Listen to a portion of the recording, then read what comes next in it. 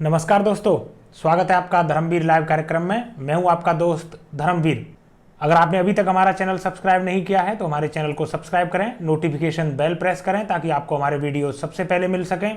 Video पसंद आने पर इसे लाइक और शेयर जरूर करें।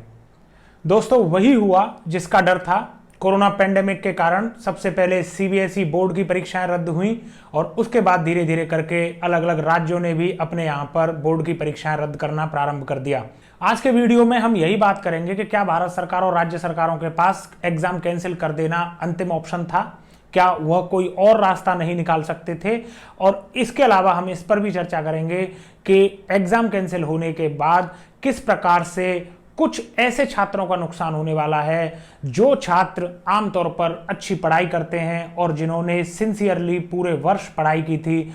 भारत में कुल मिलाकर 1 करोड़ 10 लाख के आसपास 12वीं के छात्र हैं और भारत की जो वैक्सीनेशन अभी चल रही है उस वैक्सीनेशन ड्राइव में लगभग 20 लाख लोगों को पर डे वैक्सीन लगाई जा रही है। तो क्या भारत सरकार 6 दिन के लिए आम आदमियों के लिए वैक्सीनेशन ड्राइव को रोककर केवल 12वीं क्लास के स्टूडेंट्स को ही वैक्सीन नहीं लगवा सकती थी?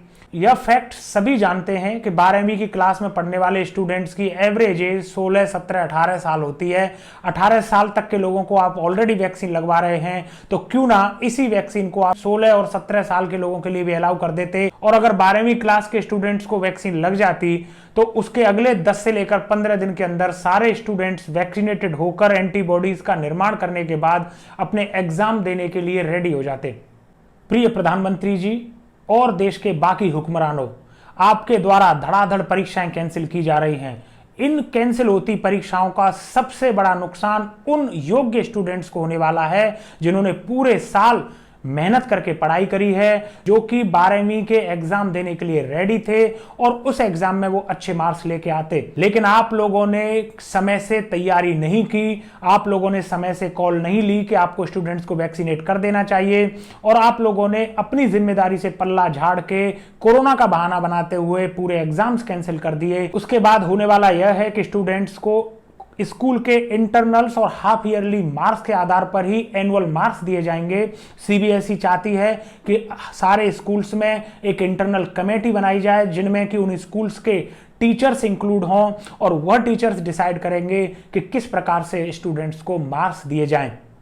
जिस हिसाब का ट्रैक रिकॉर्ड भारत के प्राइवेट स्कूल्स का रहा है, जिस तरीके से वह पैसे के आधार पर डिसीजन लेते हैं, उसमें मैं स्पष्ट तौर पर आपको यह कह दूं कि आने वाले समय में चाहे वो स्टूडेंट कमजोर रहा हो या फिर स्टूडेंट पढ़ने वाला रहा हो, सारे स्टूडेंट्स को maximum marks in private school से भेजे जाएंगे। और इसके बाद जब कॉलेजों में एडमिशन की बारी आएगी तो ब्रिलियंट और मेहनती स्टूडेंट्स के साथ धोखा होगा, क्योंकि उनके साथ में एडमिशन लेने के लिए ऐसे स्टूडेंट्स भी खड़े होंगे जो प्राइवेट स्कूल से जैक और जुगाड़ लगाकर नंबर लेके आए हैं और वो वहां पर उस एडमिशन को ले लेंगे।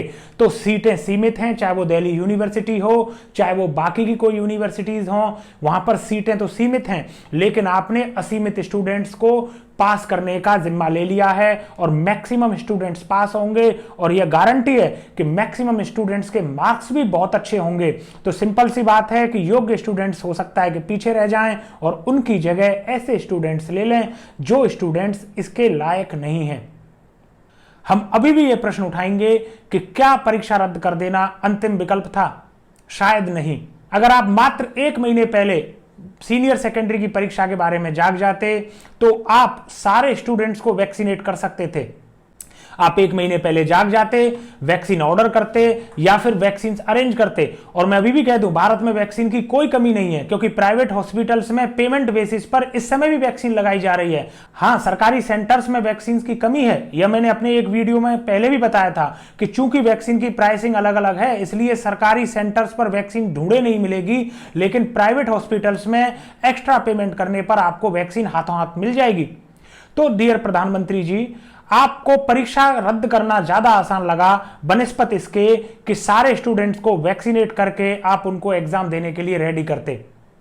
यह आपने अपनी सिरदर्दी भले ही टाल दी, भले ही राज्य सरकारें भी परीक्षाएं कैंसिल करके अपनी जिम्मेदारी से बच जाएं, लेकिन यह सीधा सीधा अत्याचार है उन स्टूडेंट्स के ऊपर जिन्होंने पूरे वर्ष जी तोड़ मेहनत करके तैयारी की थी और आज आपने फाइनली उनको स्कूल के इंटरनल्स के भरोसे छोड़ दिया। स्कूल इंटरनल्स की कहानी हम सभी जानते हैं।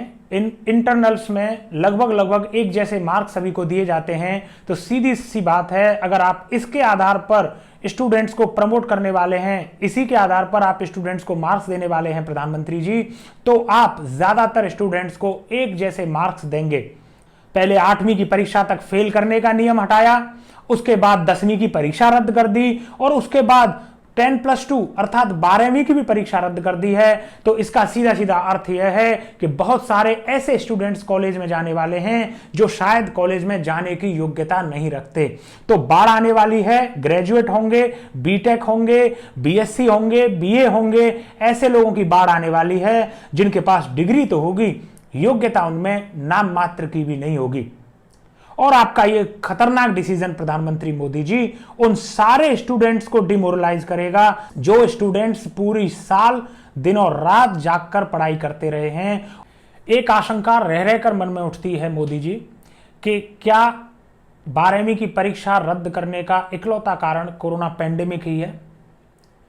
जिस हिसाब से भारत में लाखों कॉलेज खुले हैं, जिस हिसाब से हजारों यूनिवर्सिटीज बनी हैं, और जिस प्रकार से उनमें लाखों सीट्स खाली हैं, उसके बाद हमारी आशंका यह है कि इस वर्ष 12वीं की परीक्षा रद्द करने के पीछे उन यूनिवर्सिटी और कॉलेज मालिकों का भी दबाव आपके ऊपर रहा होगा जिनकी सीट्स खाली हैं, और 12वीं की परीक्षा रद्द होने के बाद उन यूनिवर्सिटी और कॉलेज के अंदर सीट्स भरने के चांसेस हैं। लेकिन देश के हुक्मरान ये भूल गए हैं कि अयोग्य व्यक्ति को किसी कॉलेज या यूनिवर्सिटी में एडमिशन दिलाने का सबसे बड़ा नुकसान पहले तो उस अयोग्य व्यक्ति को ही है, क्योंकि वह उस भले ही वह एडमिशन ले ले लेकिन वह पढ़ नहीं पाएगा, और दूसरा नुकसान उसके पेरेंट्स को है जो कि बहुत महंगी फीस चुकाएंगे। लेकिन जब डिग्री कंप्लीट करके उनका बच्चा वहां से निकलेगा तो उसके हाथ में डिग्री तो होगी, लेकिन शायद योग्यता के नाम पर वह शून्य होगा, और तब वो पछताएंगे कि उनके पैसे भी चले गए और उनका बेटा और बेटी अनएम्प्लॉयबल रह गया।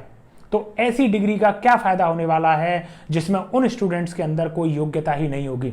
अगर बिना परीक्षा दिलाए ही योग्यता का अंदाजा लगाने का कोई दूसरा मैकेनिज्म आपने डेवलप कर लिया है, तो उस मैकेनिज्म को कोरोना के अलावा भी आपको देश के अंदर इस्तेमाल करना चाहिए। और आपके पास ऐसा कोई मैकेनिज्म है ही नहीं, तो भगवान के लिए स्टूडेंट के भविष्य के साथ आप खिलवाड़ मत करिए। वैक्सीनेशन करा के आप स्टूडेंट के एग्जाम ले सकते थे, सोशल डिस्टेंसिंग का पालन करा के भी आप स्टूडेंट के एग्जाम ले सकते थे, लेकिन आपने ये दोनों रास्ते ना चुनकर सबसे इजी रास्ता चुना है और आपने एग्जाम कैंसिल कर दिए हैं। तो 12वीं की परीक्षा एक तरीके का पैमाना है आपकी योग्यता और आपकी पढ़ाई लिखाई के लेवल को जांचने का, और अगर आपने 12वीं की परीक्षा रद्द कर दी है, अब पेरेंट्स के पास ऐसा कोई साधन नहीं बचा है जिसके जरिए वो यह जान सकें कि उनका बेटा या बेटी अमुक कॉलेज या यूनिवर्सिटी में एडमिशन लेने के योग्य है या नहीं है। अब जब सारे स्टूडेंट्स 12वीं पास कर जाएंगे तो सिंपल सी बात है कि सभी स्टूडेंट्स को एडमिशन चाहिए। कोई बीटेक करेगा, कोई बीए करेगा, कोई बीकॉम करेगा। क्वालिटी और एजुकेशन से किसी को मतलब नहीं है, सीधे सीधे जाइए, पास हो जाइए। यहां पर 12वीं इन्होंने पास करवा दी है, और उसके बाद प्राइवेट यूनिवर्सिटी और कॉलेजों के मालिक उनसे बीए, बीएससी, बीटेक पास करवा देंगे, और 3 से 4 साल के बीच में ऐसे अनएम्प्लॉयबल लोगों की फौज खड़ी हो जाएगी जिनके पास योग्यता के नाम पर कुछ नहीं होगा, डिग्री के नाम पर उनको पूरी लंबी डिग्री दे दी जाएगी, और जब वो जॉब मांगने जाएंगे तो ना तो उनको कोई कंपनी जॉब देगी, ना ही उनका कोई फ्यूचर होगा। तो देश के हुक्मरानों, हमारी समझ में आपका यह डिसीजन आया नहीं कि आप बात बात पर अपनी जिम्मेदारियों से कैसे भाग जाते हैं। जब वैक्सीन ऑलरेडी मार्केट में है, हम वैक्सीनेट कर सकते हैं, ये चॉइस हमारे पास है, तो आपको हर हालत में ब्रिलियंट स्टूडेंट के साथ अन्याय करने से बचना चाहिए था। दोस्तों, अगर आपको हमारा वीडियो पसंद आया है तो इसको लाइक करें, शेयर करें, हमारे चैनल को सब्सक्राइब करें, नोटिफिकेशन बेल प्रेस करें ताकि आपको हमारे वीडियो सबसे पहले मिल सकें। मैं मिलता हूं आपको अगले वीडियो में, तब तक मुझे दीजिए इजाजत। जय हिंद, जय भारत।